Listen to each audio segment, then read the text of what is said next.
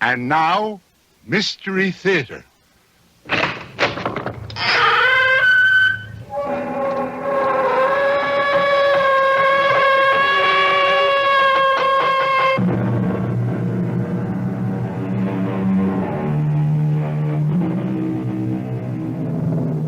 Come in.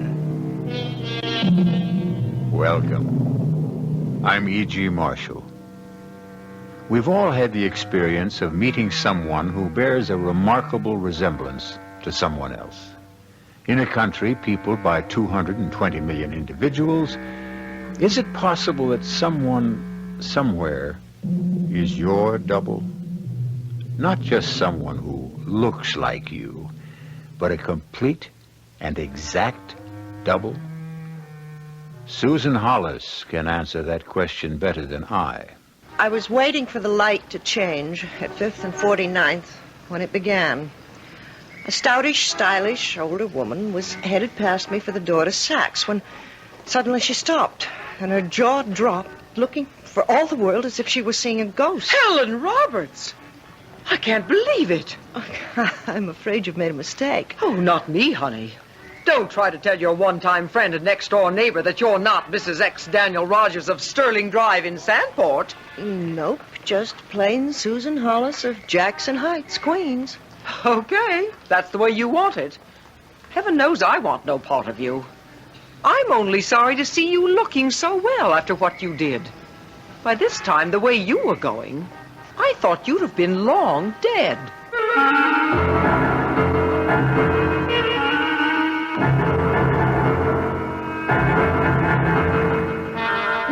Our mystery drama, Double Exposure, was written especially for the Mystery Theater by Ian Martin and stars Kim Hunter.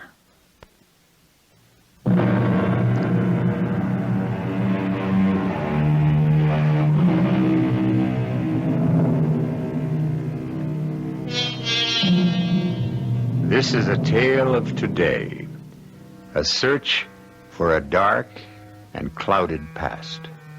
A haunting story of chance encounter, if there is such a thing.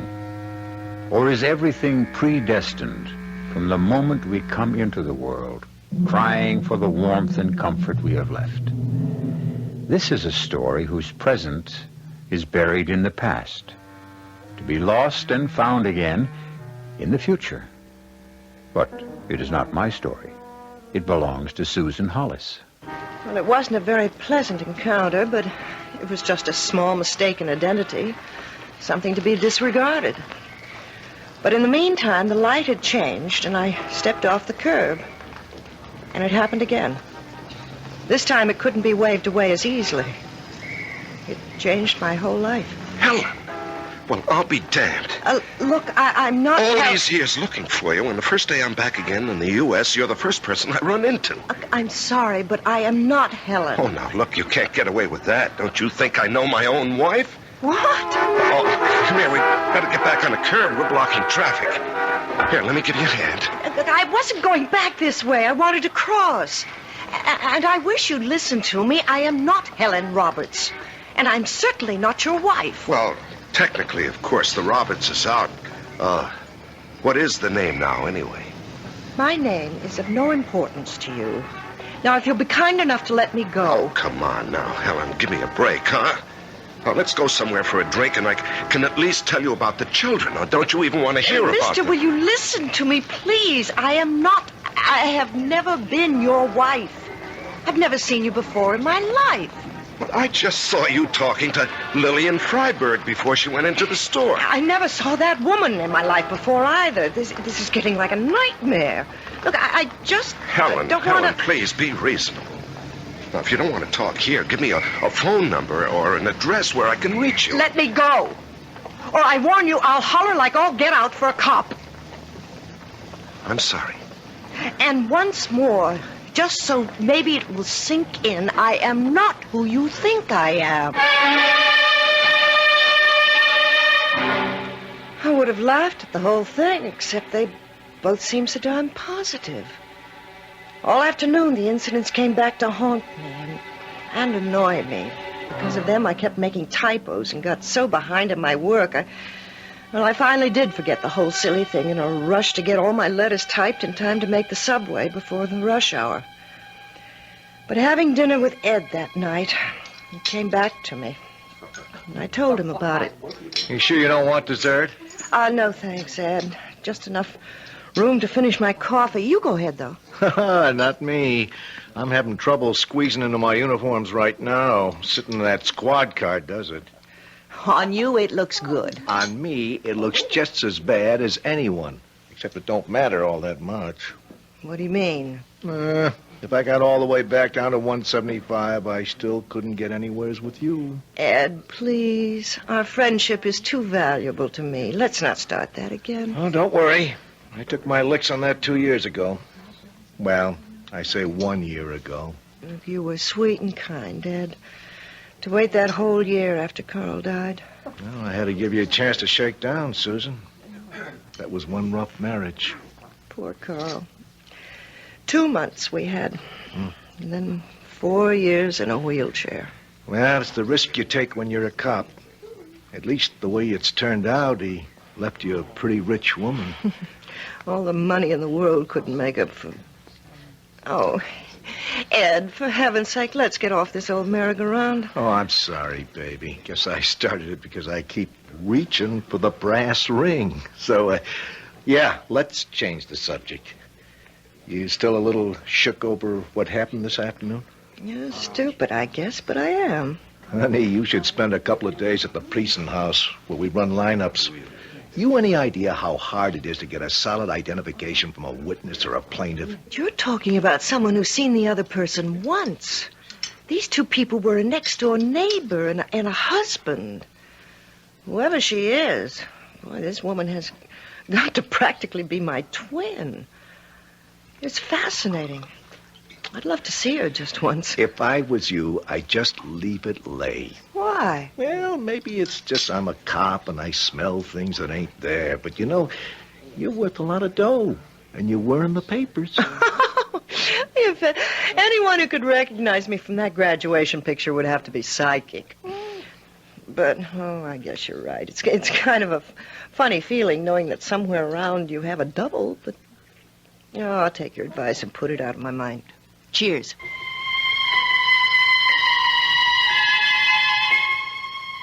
I wasn't going to be allowed to forget it. Ed drove me home to that sad, ugly bottom floor of the two-family house which had held so many years of unhappiness for me. Hello? Good evening. Is this Susan Hollis? Yes. Who's talking, please? Now, please don't be alarmed, and please don't hang up. It's Dan Roberts. Who? You're the man who stopped you on the street today at lunchtime on 5th Avenue. Remember? How did you find my phone number? Oh, the way the visiting fireman always forgets to do. I looked in the phone book. But how did you know what book to... And how did you know my real name? If it is your real name. It is. I have a good mind to report you to the police. Why, you must have been following Now, me. please, Miss... or Mrs. Hollis, or whoever you are, I'm a consulting engineer, not a private eye. Then how did you know how to find me? Well, I saw you bump into Lillian Freiberg just before I caught up with you. I followed her into the department store, naturally, and asked her if you'd given her the same story as me, and she said yes, that you'd claimed to be a Susan Hollis from Queens. Which now you know I am. So that ends Helen, it. I mean, Miss, or is it Mrs. Hollis? I don't think that's any of your business. All right, then, Susan, for want of something more polite, please. I want to see you again. I want to talk to you. Well, I don't. I want you to stop bothering me. It's not for me. It's for two little girls named Kim and Jenny. Don't they mean anything to you? No, of course they don't. Now, damn it, Helen, what kind of a mother... Please, forgive me. I wish I could make you understand, but if you really are who you... Well, you couldn't be.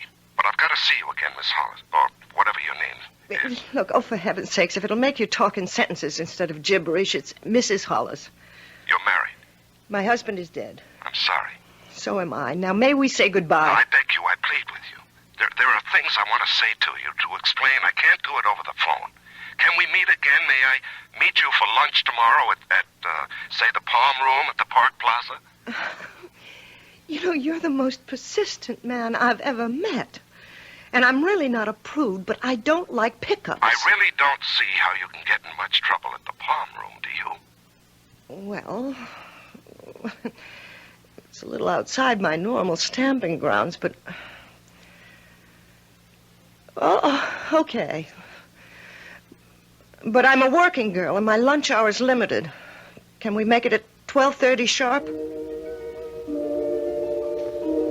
The coldness in my voice as I hung up was more than anything to cover the excitement I couldn't help feeling. I'd never been to the Palm Room. And also, I was intrigued. Intrigued by the mystery of the whole thing. And yes, admitted Susan. Intrigued by his voice and my memory of a very handsome man that unexpectedly I was about to meet again. Well, here's to better reacquaintance. I'll just drink to acquaintance. Buy that? With pleasure. Now, I'm afraid I'm going to have to do quite a bit of talking. Well, I'm a good listener. Now, where to begin? Well... Do you have every credit card in that wallet? Well, most. When you travel as much as I do. Oh, here we are. Of course, these photographs were taken 7 years ago, but who would you say that woman is? Well, it isn't me, of course, but it could be. Oh, Lord, it could be. Helen, I suppose. Uh-huh. That's Helen. And these? Oh, how adorable. You, don't recognize them? No. I suppose these are your daughters. Yes. Well, they've changed quite a bit in 6 years, of course. But then, they looked like this. Well, the baby, it's difficult to tell. Well, she wasn't quite a year old, but Jenny... Oh, yes. Even then, quite a little lady. 3 years old. The day my wife walked out. Mr. Roberts, if you Right, still... just a moment. Now I will do the talking. A consulting engineer with a large firm has to do a great deal of traveling, particularly in his first years with the firm. Well, in the 5 years we were married, I was well aware of the fact that I was gone to Europe, to the Far East, South America, wherever I was sent for over half the time. Now, it's unfair leaving a young wife and later a mother alone for long periods of time in a suburban area, but, well, that was the nature of my job. And then came that terrible day I came back from Brazil. I was tired. The plane was way overdue, and I came home to an empty house. Empty, except for this. Oh, Now, I really... Read it, please. Dan, I'm getting out just before you get home. I couldn't face it. It's all over. I'm going away and I won't be back. I guess it doesn't do much good to say I'm sorry. Helen. P.S. I'm leaving the kids. They'll be better off with you. And she dropped completely out of sight. Oh, I was mad at first. I made no attempt to trace her. I had to go to England on a job, so I sold the house and took the kids with me. They're still there. Except now I'm home again and looking for somewhere to bring them back to. And Helen? And Helen. With no luck till yesterday. But I'm not Helen. I'm someone else. However, I do, well, I know a lot of policemen. Maybe I can help.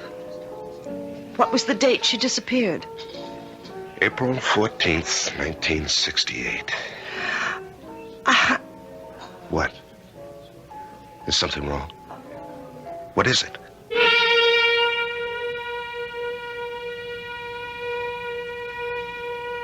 Why would Susan start so at a particular date? There's been no doubt in our minds from the very beginning that she is exactly who she says she is. Is it possible that in some way there is doubt in hers? But as I said, this is Susan's story, so we'll let her tell the rest of it when I return shortly with Act Two.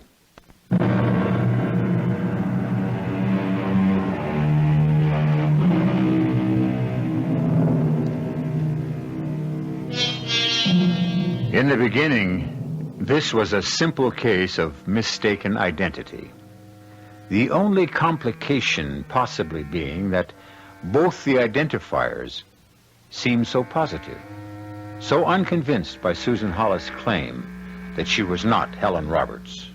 Then, just at the moment when the more important of the two people, Dan Roberts, appeared to indicate he had been mistaken, Susan herself, hearing the date that Helen Roberts disappeared, has a strangely guilty reaction.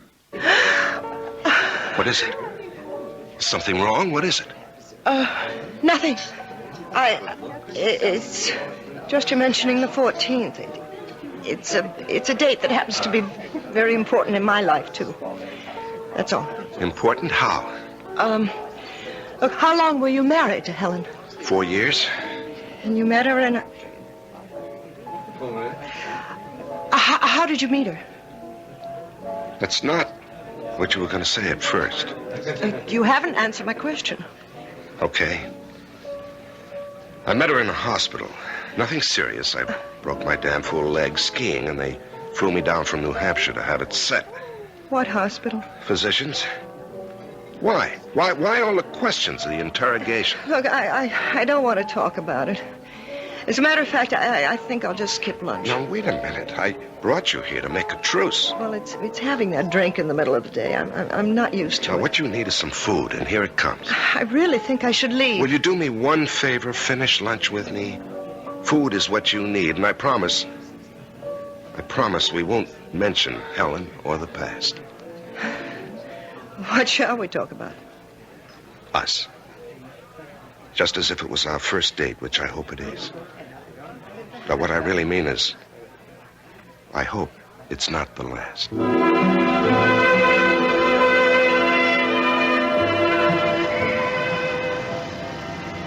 Thank you for the palm room. I have to confess that's really what lured me into accepting your invitation. Oh? Where would you like to go next time? Oh, well, I'm not sure there should be a next time. Well, why? Haven't I told you I'm ready to believe you're exactly who you are, Susan Hollis? Yes. But you haven't told me exactly why. Well, I'm afraid I was desperate enough to engage in some skullduggery. Like what? I stooped to snoop. You see, I went out to Jackson Heights and your neighborhood this morning, and by posing as a survey taker, I got quite a bit of information about you from the butcher, the baker, your landlord, and so on. Well, I think you had one hell of a nerve. What did you find out? Just that you are Mrs. Hollis, that your husband was a policeman, and that while going to the aid of an old lady who was being mugged, he was shot in the back, in the spine, to be exact, by the mugger's accomplice, and that he spent the rest of his life almost completely paralyzed. I'm sorry, Susan, I want somehow to make up some of it to you. Why? Well, it's too complicated and too intimate to be talked about here and now. Look, this is my building anyway. And I'm already late getting back. Goodbye, Dad. Please, Susan. I don't know what I'm getting into. Nothing you'll be sorry for, believe me. How can you convince me of that? How can I convince...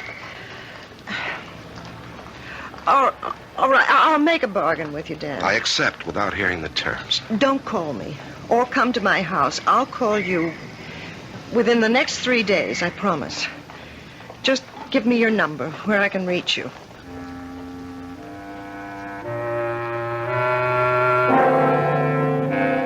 I still think it was a crazy thing to do, Susie. Oh, I should never have called you last night to tell you how he got my phone number. Well, that's why I trailed you today. Well, What did he want to talk to you about? Two things, really. And they both sort of surprised me. How? Well, first off, he showed me a picture of his wife. Huh. And even given the fact that it was taken 7 years ago, the resemblance was absolutely uncanny. A picture can be touched up so you couldn't tell it from your own mother if you start from someone looks near enough alike. But why would he want to do anything like that? What would be the point? Just to meet me? Why not? Oh, Ed, you're sweet. Maybe I'm something very special to you, but I'm not nearly as attractive as you. You'd be surprised how attractive even the ugliest dame with 250,000 fish in the bank, to say nothing of Carl's insurance and your own savings, can look to a guy who lives off of women. Look, you can't think that about someone as sweet and as nice as Dan. Oh? Hey, we're on a first-name basis now already? Well, Oh, you don't have to tell me. I could tell by the way he was turning it on. He was getting to you. Oh, look, damn it, I don't like being spied on. Well, I'm just trying to watch out for you. Ed, I know, I'm sorry. It's just the way he talked about his wife, even after she'd walked out on him like that. Walked out on him like what?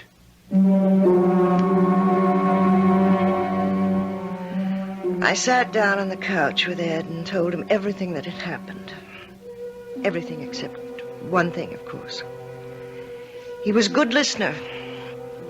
Finally, there wasn't any more to tell except my own side. And that I wasn't telling anyone, except Dr. Vane. Are you going to see him again? I don't know. If we do see each other, I'll be the one to decide. And look, if I do, I don't want to be followed. I'm going to make you mad, Susie. But till your Mr. Dan Roberts checks out A-OK with me, I'm keeping my big nose in this. Oh, Ed, you don't have to worry about me and fortune hunters. That money that Mrs. Westingate left to Carl when she died is in escrow. I'll never touch it.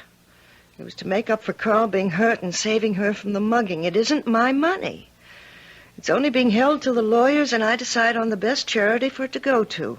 Your Mr. Roberts doesn't know that. So the next time I see him, if I ever do, somehow I'll try to let him know. You want to see him again, don't you, Susie? Yes. You really go for him in a big way, huh? I didn't say that. I've seen you hurt so bad once through nobody's fault. I wouldn't ever want to see you hurt again. Well, I'm sure Dan would never do anything like that. How can you be sure? Why did his wife run out on him? Where did she go? How come she dropped out of sight like a stone in a pond? Where is this Helen Roberts, if there ever really was one? There's a million questions to be asked, Susie.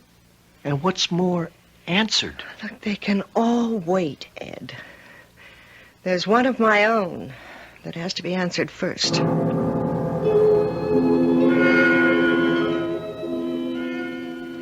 I'd made the appointment the moment I got back from lunch with Dan. Heaven knows I'd have made it for that same day, but Dr. Vane was out of town. It had to be tomorrow. Oh, how I wished it could have been my sweet old Dr. Chandler who treated me for the accident, but that dear good benefactor was over 9 years dead. His secrets, if there were any, had to lie with Dr. Vane. I do remember you, Miss Ainsley. I'm sorry.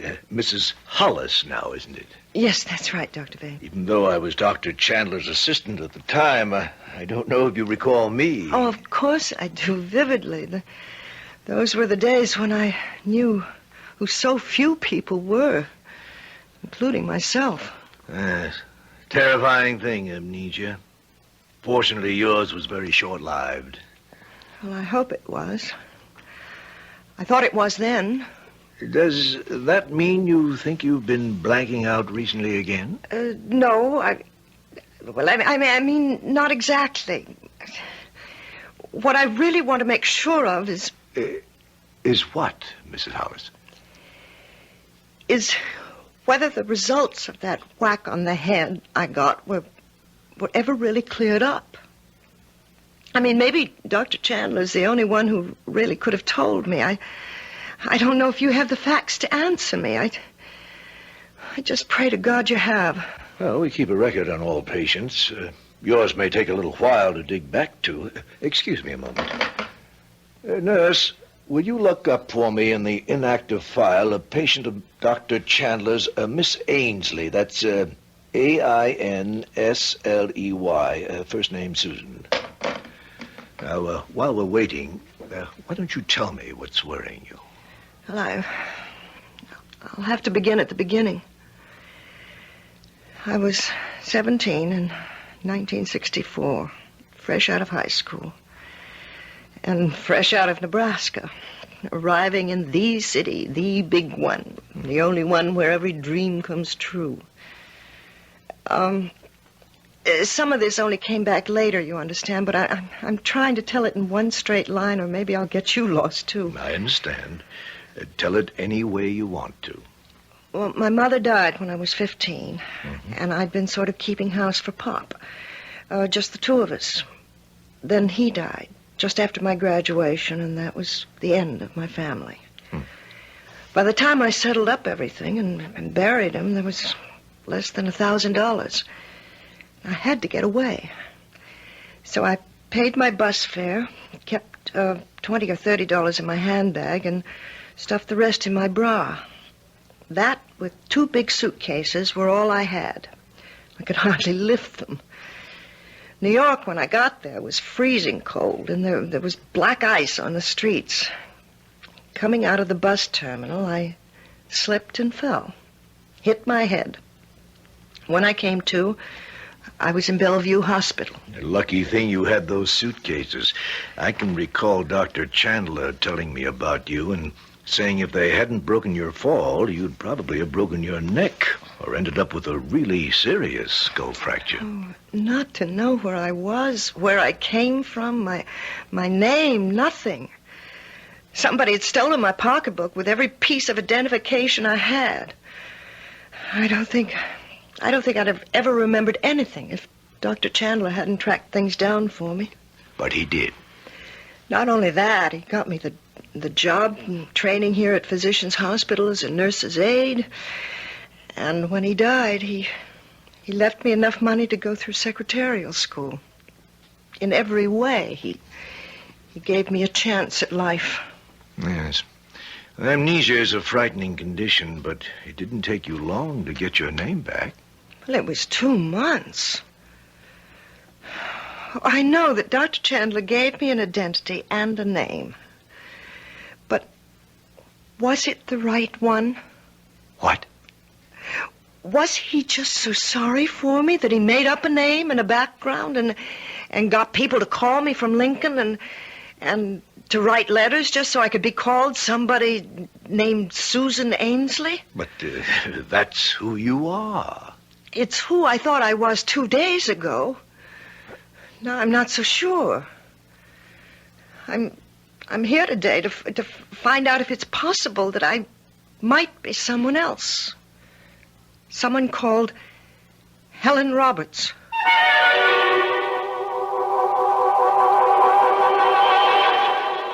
Surprised?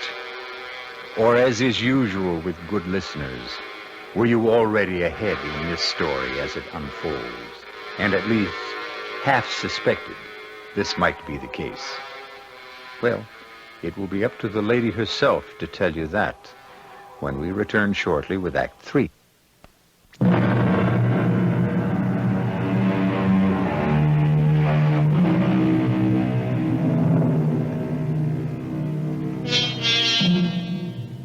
Confusing story, isn't it? With all its twists and turns. But then, that's the fault of the young lady who's telling it.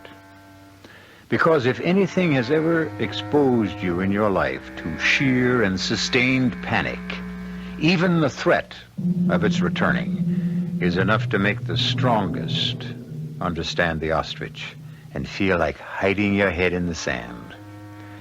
Susan, or Helen, or whichever she is, seems made of stouter stuff. I went on naturally to explain about Dan and who Helen Roberts was, while the nurse came with the folder. Dr. Vane listened without interruption. And when I finished, he sat back. All right, Susan. Well, that's who you are. Now it's my turn. Amnesia is not a disease. It's a symptom, a byproduct of physical or psychological shock. In your case, a good solid bang on the noggin. Now, what on earth would make you think you might be getting it again? Just because you and Helen Roberts worked as nurses' aides at physicians about the same time? No, not so much that. I should hope not. Because you were in children's ward, and she must have been in orthopedics. And you know the buildings are 5 or 6 blocks apart in this huge complex. It wasn't that so much. It was the date. The date? April 14th, 1968, the day Helen left Dan. That was the day I met Carl. Your husband? Yes. Well, I sense you're still uncertain about your identity.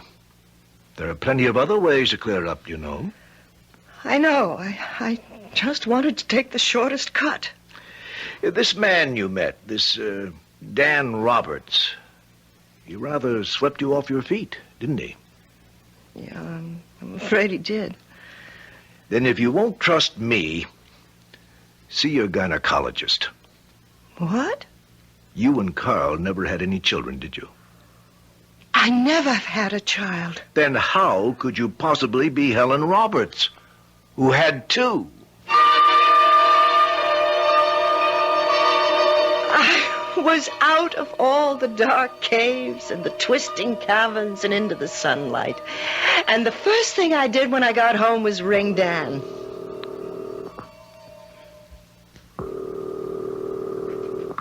Hello? Dan? Yes, who's this? The problem lady. Susan. Is that offer of a date still open? Just name the time. All right, tomorrow. Friday night. Where do we go? Well, I'll pick you up at your office after work, and, we'll drive up into the country and have dinner.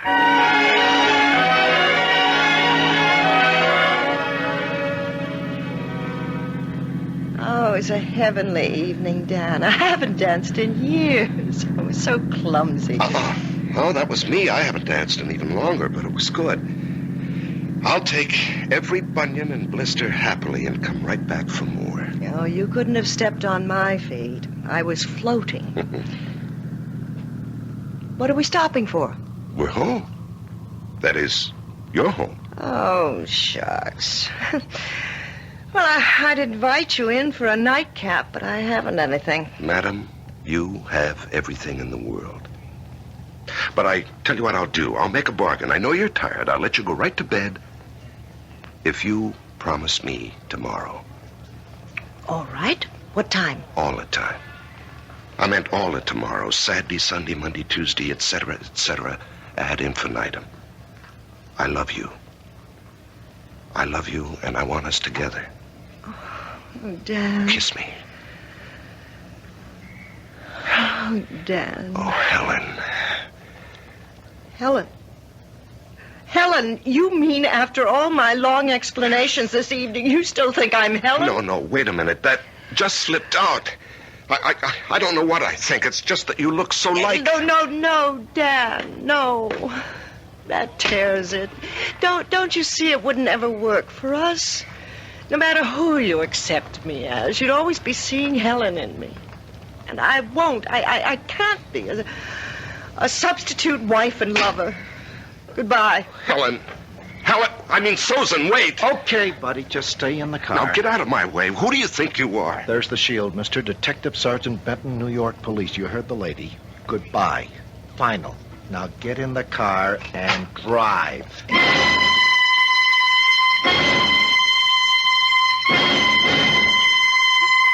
Oh, I know you meant well, Ed, but why did you have to butt in? The way it looks, you're better off without this guy. Well, you could be right about that, but I'd like to mind my own business. This isn't any business for you. I'm telling you, I got this straight from the Sandport police. They ain't closed the file on this guy Roberts. The way his wife disappeared and all. Okay, so she took a powder. That happens. But why doesn't she show up anywhere else? Huh? How come she never even comes back for the clothes and jewelry she left behind? Wait a minute, Ed. Are you trying to suggest that Helen is dead? He could have done away with her. Dan? Oh, don't be silly, Ed. But if she isn't alive anymore... Oh, if I just knew that. Maybe there'd be a chance for both of us. I'd made up my mind before I got rid of Ed. The picture of Mrs. Freiberg was suddenly fresh in my mind, looking at me as though she'd seen a ghost. And I knew I had to talk to her.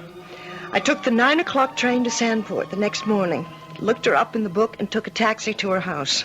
It's the craziest, mixed-up thing I ever listened to. But I believe you, Susan Hollis. Well, with a birth certificate, driver's license, Social Security card... Oh, forget those, honey. They could be faked. I'll tell you why I believe you. I thought about it that day after I bumped into you this week. You couldn't have been Helen. Not in a million bunch of Sundays. Not the way you look. But I've seen a picture of her. We're practically doubles. You saw a picture of her the way she was before she ran out on Dan. But the way she was the last time I saw her. Nobody could come back from that to looking like you. Oh, when was the last time you saw her? Where? Oh, year and a half ago, 2 years ago. I went with some friends to an off-Broadway theater. There was a block right around the corner that's Prosty Row. You know, the men come down and pick them up by car or taxi. Helen was one of them. Oh, what a mess she was. She pretended not to know me. Said her name was Crystal White. Ha! I remember that name because it was such a stupid alias, and... Oh, my dear, the way she looked. She was on drugs. I could tell. Oh, why did she run away from Dan, Mrs. Freiberg? Oh, the bored, the jaded suburban wife. Oh, this kind of routine was never for someone like Helen. You could have pushed a meat skewer through her ears and hit nothing. Nothing in her head but bells. And Dan married someone like that? I'll give Helen her due. She tried. Even the kids. But she just couldn't cut it. And Dan being away so much didn't help. She started in with marijuana. I could smell it sometimes when I went over there. Then when Dan came home, I suppose she graduated to the hard stuff. Easier to cover up. Oh, and that damned Ernie. Ernie? Oh, he used to drive the delivery truck for High Hill markets. Everybody takes from them around here. He was a pest. Tried to make all the housewives, and with that set of muscles and that wavy hair, I'll bet his score wasn't bad. I'm sure he was also peddling drugs. I know he was. Helen's supply. Just as I know it was him she took off with that day. Oh, that poor, silly jerk. Does Dan know about this? Are you kidding? Everybody in this town loved Dan Roberts. Anybody who knew the truth about Helen, and there weren't many that did. They knew they'd get plenty from me if they let it out. You'd be surprised the goods that Lillian Freiberg has on folks in this town. I deal in real estate. But just to let Dan think she'd walked out on him and the children... The best thing that ever happened to him.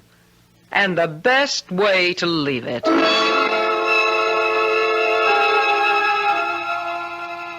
it was a sad, long ride in from Sandport. It didn't help to find Ed waiting for me in his car outside my house. Susan, I've been waiting for you over an hour and a half. Where have you been? It doesn't matter. Ed, I don't want to see anybody. That's where you're wrong. You and me are taking a ride. Hop in. I just had one. I don't want another. You want this one. You don't know it, but it's Christmas. You listen to Santa, Ed, and I'll explain while we're on the way. Doors open. Get in. All right. First off, clean bill of health on your boy, Dan Roberts. He checks out A-OK. Owe him and you an apology. Are you taking me to Dan's? No, he's on his way down where we're going in his own car. I broke the whole story to him. Now I gotta break it to you.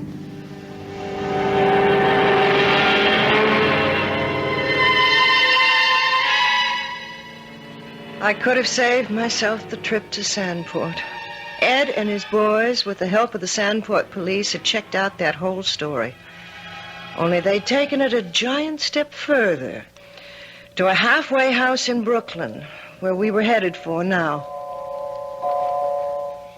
I had all her things out on the desk already, you see, for the other gentleman, her husband. Mrs. Whittle, this is the young lady I told you about. Oh, yes. Oh, just let me change my glasses. These are for reading, and the others are... Oh, my, yes, you do. Just like her.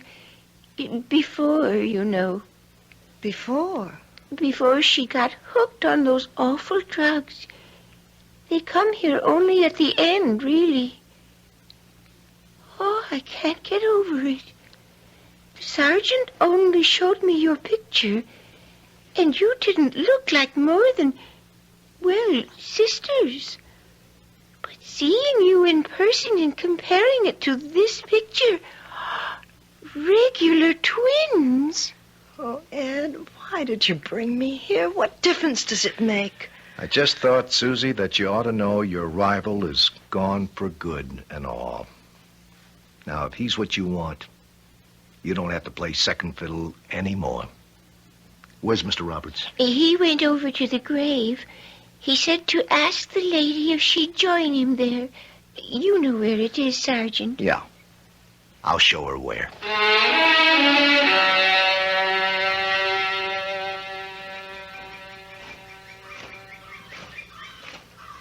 I came, Dan. Mrs. Whittle said you wanted me to. I put some flowers on the grave. It looks so bare. Oh, Dan, what can I say? Thank God. What? You can say thank God for both of us. No, I'll change that. For all of us. Poor Helen. No, it's a terrible gift, but the best she could have given us. Oh, Susan, Susan. There's only one name now, only one woman, and she's not Helen. I can offer you total belief now. Will you accept it? Of course, Dan. And me. You will marry me, won't you? There's nothing to stand between us now. Well, there are 2 little girls in England. Who can't wait for me to give them a mommy of their own. And I can't wait to write them to tell them I found the perfect one. Because she's so like their own? No, because she's just the opposite of their own. She's her own woman, which Helen never was. I want her to be my woman. Oh, Dan. Oh, maybe we've both come home at last. To stay, Susan. To stay.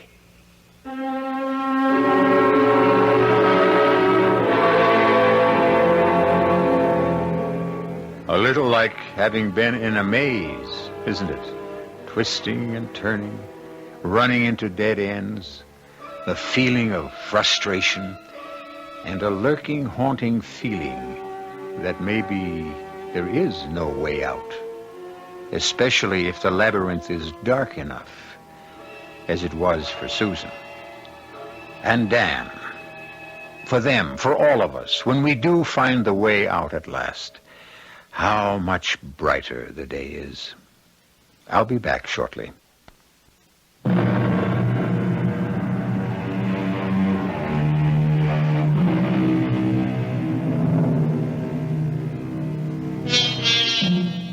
Susan Hollis is now Susan Roberts, and they do live in suburbia again.